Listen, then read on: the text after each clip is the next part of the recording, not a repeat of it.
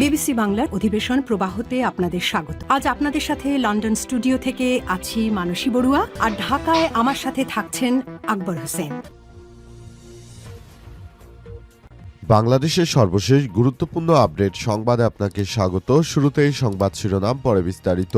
প্রথমেই জানাবো আমাদের হাতে থাকা সর্বশেষ গুরুত্বপূর্ণ সবথেকে তাজা আপডেট সংবাদ। আখতারুজ্জামানের হাত ধরে 2 শতাধিক লোকের জামাত ইসলামে যোগদান। কিশোরগঞ্জের কটিয়াদীতে বিএনপি সহ বিভিন্ন শ্রেণী পেশার 2 শতাধিক মানুষ বাংলাদেশ জামাত ইসলামে যোগদান করেছেন। আজ উপজেলার চান্দপুর ইউনিয়নে দুর্গাপুর গ্রামে বীর মুক্তিযোদ্ধা ও বিএনপির সাবেক এমপি সদ্য জামাতে যোগ দেয়া মেজর অবসরপ্রাপ্ত আখতারুজ্জামান রঞ্জনের বাড়িতে তার উপস্থিতিতে জামাতের সহযোগী সদস্য ফর্ম পূরণ করে আনুষ্ঠানিকভাবে সদস্যপদ গ্রহণ করেছেন তারা। এরপর জানাবো দেশে ন্যায় বিচার প্রতিষ্ঠায় প্রতিজ্ঞাবদ্ধ জামাত, বললেন শফিকুর রহমান। বাংলাদেশ জামাত ইসলামের আমির ডক্টর শফিকুর রহমান বলেছেন, বাংলাদেশে একটি সুষ্ঠু সুন্দর পরিবেশ গড়ে তুলতে বাংলাদেশ জামাত ইসলাম বদ্ধপরিকর। তারা যে কোনো মূল্যে আগামীর নতুন বাংলাদেশ সুন্দর করে গড়ে তুলতে চায়। এদিকে আইসিজিতে রোহিঙ্গাদের বাঙালি দাবি মিয়ানমারের প্রত্যাখ্যান করল বাংলাদেশ। আন্তর্জাতিক বিচার আদালত বা আইসিজিতে রোহিঙ্গাদের বাঙালি হিসেবে উল্লেখ করেছে প্রতিবেশী মিয়ানমার, তবে দেশটির এমন দাবি প্রত্যাখ্যান করেছে বাংলাদেশ। পররাষ্ট্র মন্ত্রণালয়ের একটিকে মিয়ানমার কর্তৃক জাতিগত নির্মূল অভিযানকে সন্ত্রাসবাদ বিরোধী অভিযান হিসেবে ন্যায্যতা দেওয়ার পাশাপাশি 2016-17 সময়কালে রোহিঙ্গাদের উপর সংঘটিত নৃশংস অপরাধ থেকে মনোযোগ সরানোর চেষ্টা বলে আখ্যায়িত করা হয়েছে। এদিকে পদত্যাগ করলেন বিসিবির পরিচালক মোখলেসুর রহমান শামীম। সম্প্রতি বাংলাদেশ ক্রিকেট বোর্ড বিসিবির পরিচালক মোখলেসুর রহমান শামীমের বিরুদ্ধে ম্যাচ ফিক্সিংয়ের গুরুতর অভিযোগ উঠেছে। সামাজিক যোগাযোগ মাধ্যমে এমন খবর প্রকাশিত হওয়ার পর বিপিএল-এর 12তম আসরের ফাইনালের মাঝেই বিসিবির সব দায়িত্ব থেকে স্বেচ্ছায় সরে দাঁড়িয়েছেন তিনি। এবং সর্বশেষ জানাবো পাকিস্তানে বিয়ের অনুষ্ঠানে আত্মঘাতী বোমা হামলায় নিহত 5। পাকিস্তানের খাইবার পাখতুনখোয়ায় একটি বিয়ে বাড়িতে আত্মঘাতী বোমা হামলা চালিয়েছে সন্ত্রাসীরা। এই আত্মঘাতী বোমা হামলার কারণে সেখানে অসংখ্য মানুষের মৃত্যুর খবর পাওয়া যাচ্ছে। একযোগে 5 জনের মৃত্যু হয়েছে এবং প্রায় 10 থেকে 15 জন আহত হয়েছে। তাদেরকে উদ্ধার করে পাকিস্তানের করাচি জেনারেল হসপিটালে ভর্তি করা হয়েছে। তাদের অবস্থাও গুরুতর এবং তাদের মধ্যে অনেকেই মারা যাবে এমন আশঙ্কা করা হচ্ছে। ইতিমধ্যে ভারতের ফিতনাতুলহীন সন্ত্রাসীরা মূলত পাকিস্তানের ভিতরে ঢুকে তারা এই ধরনের কর্মকাণ্ড চালিয়ে থাকে। প্রিয় দর্শক, এতক্ষণ শুনছিলেন সংবাদ শিরোনাম, এবারে বিস্তারিত।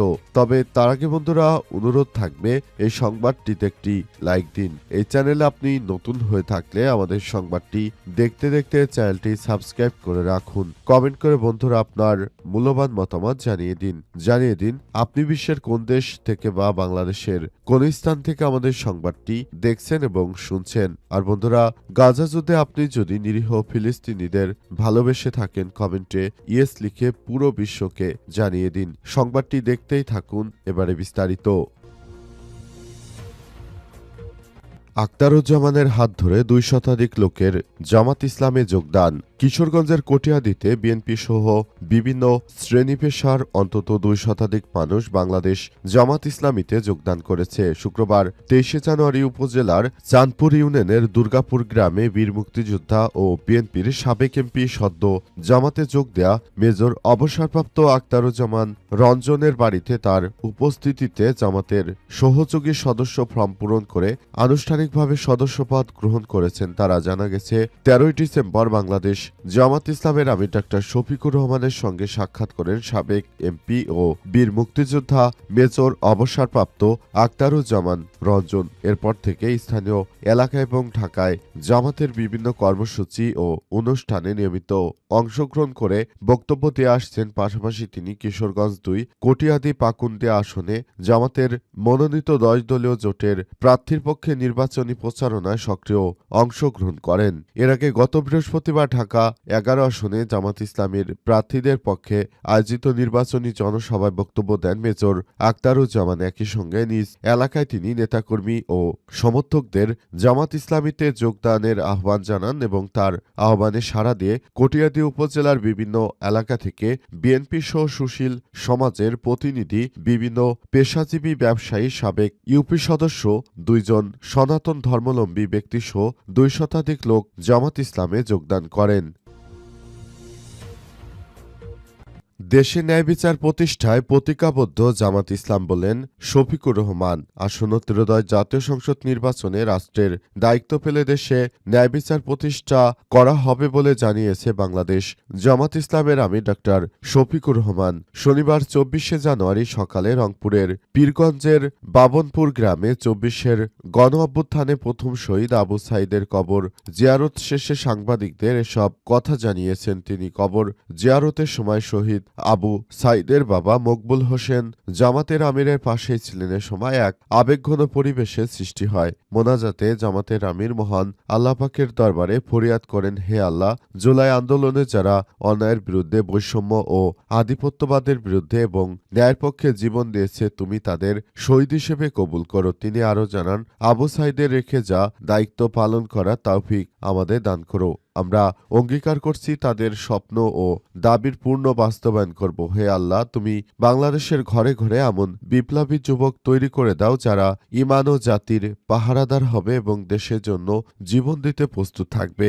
২০২৪ সালের ১৬ই জুলাই কোটা সংস্কার আন্দোলনে পুলিশের গুলিতে নিহত হন বেগম রোকেয়া বিশ্ববিদ্যালয়ের শিক্ষার্থী আবু সাইদ। তার পরিবারের সঙ্গে সাক্ষাৎকালে ডাক্তার শফিকুর রহমান ইনসাফ ও বৈষম্যহীন বাংলাদেশ গড়ে তোলার অঙ্গীকার ব্যক্ত করেন। তিনি জানান, শহীদ আবু সাইদের যে প্রেরণা চাওয়া ছিল তাকে সমর্থন জানিয়ে জামাত ইসলামী সামনের দিকে এগিয়ে যাবে। আগামীতে যাদের হাতে ন্যায় বিচার প্রতিষ্ঠা হবে, আল্লাহ যেন তাদের সাহায্য করেন সেই প্রার্থনা করেছেন তিনি। আইসিজিতে রোহিঙ্গাদের বাঙালি দাবি মিয়ানমারের প্রত্যাখ্যান করল বাংলাদেশ।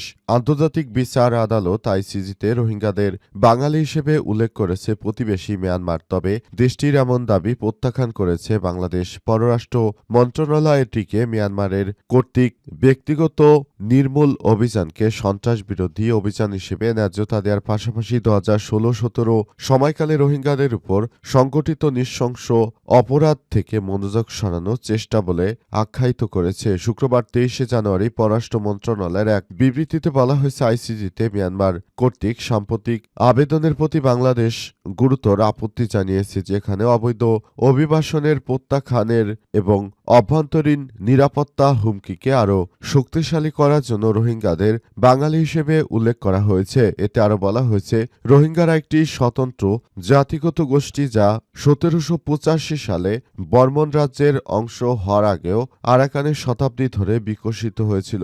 পুরাতন আরাকান রাজধানী রোহাইংয়ে তাদের উপস্থিতির কারণে তাদের চট্টগ্রামের সোরং বা রোহং এবং বৃহত্তর বাংলাদেশের সম্প্রসারিতভাবে বলা হতো। তাই শুরুতে এটি স্পষ্ট বহির্নামের ঘটনা ছিল। যখন বার্মায় রোহিঙ্গারা ধীরে ধীরে প্রান্তিকরণের তীব্রতার প্রতিক্রিয়ার মধ্যে পড়তে শুরু করে, তখন সম্প্রদায়টি পরিচয়ের জন্য রোহিঙ্গা নামকরণ গ্রহণ করে এবং সেখান থেকে তারা মিয়ানমারের জনগোষ্ঠী এবং বর্তমান মিয়ানমারের সরকার সেটিকে অস্বীকার করে তারা আন্তর্জাতিকভাবে নিজেরা মানবতাবিরোধী অপরাধ করছে।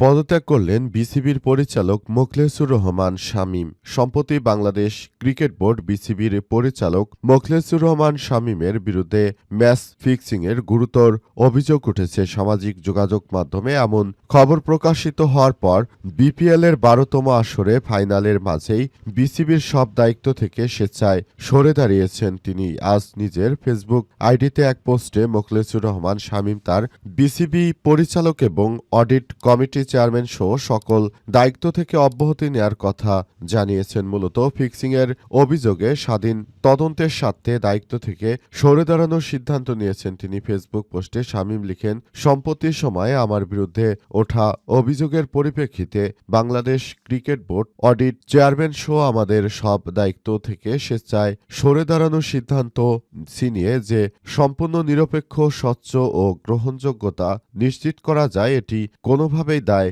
স্বীকার নয়। দেশের ক্রিকেট প্রতিষ্ঠায় মর্যাদা ক্ষুণ্ণ রাখায় প্রতি আমরা দায়বদ্ধতা প্রকাশ করি ইত্যাদি নানা বিষয়ে কথা বলেছেন। সম্প্রতি মোখলেছুর রহমান শামীমের বিরুদ্ধে ফিক্সিংয়ের অভিযোগ তুলেছে ফ্রিল্যান্স ক্রীড়া সাংবাদিক রিয়াজ সাদ আজিম। তার প্রকাশিত ভিডিওতে শামীমের একাধিক কল রেকর্ড তুলে ধরা হয়েছে, যেখানে ফিক্সিংয়ের সঙ্গে জড়িত থাকার আলামত পাওয়া গেছে বলে দাবি করা হয়েছে।